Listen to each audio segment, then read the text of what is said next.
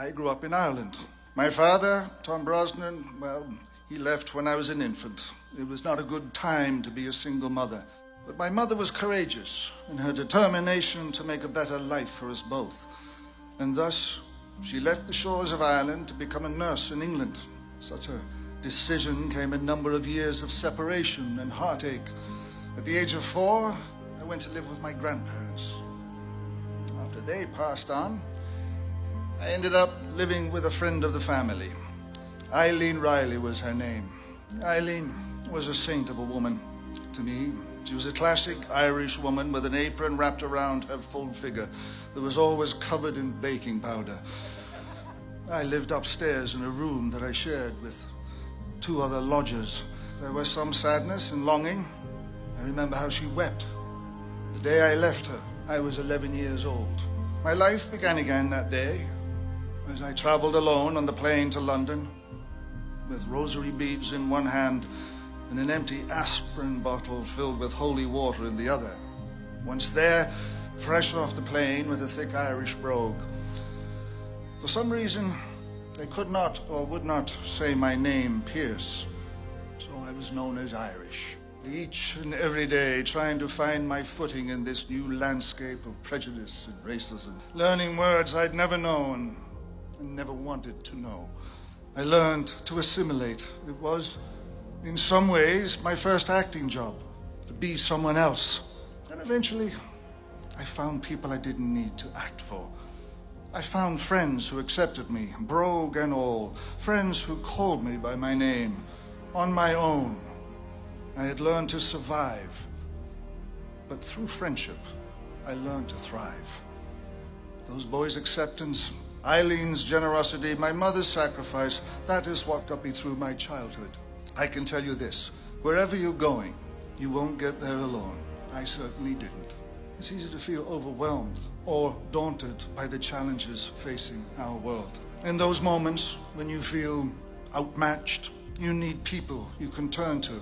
You need people who can support you, who can swell spirits, who can pick you up and dust you off and set you right. And once you're ready to get back into the fight, you will need people to stand by your side. Our world doesn't need a lone hero out to solve things solo. Our world doesn't need a hero who only chases adventure and glamour. We need people who have a passion and a sense of a mission. My own environmental awareness and activism were born out of a love of nature, a love for the ocean, and the love of a great woman, namely my wife, Keely. My wife and I helped save the last pristine breeding ground of the California gray whales. That is our passion. That is our mission.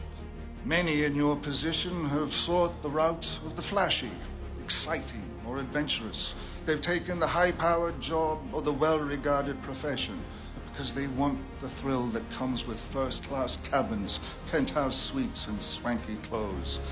Well, I have worn the tuxedo, so I can tell you this. Our world doesn't need you to chase the super spy lifestyle. It needs you to find a passion and a mission. Greatness doesn't come from destruction. It comes from the courage to create, to see the opportunity we have been given, to seize it and to build the future. You are the architects and the engineers of a new tomorrow. And like no species before us, you have the power to shape the future. So when you leave here today, I urge you to pursue something that is exacting to you as it is important to the world. Make something that matters. The world needs your will, it needs your imagination, your courage, your appetite for adventure. It needs your hands and your minds and your hearts. Our world doesn't need a hero with a license to kill. We need people with the courage to create. You have before you the most singular opportunity for greatness ever offered to any generation. So take it. Rise up. Save the world.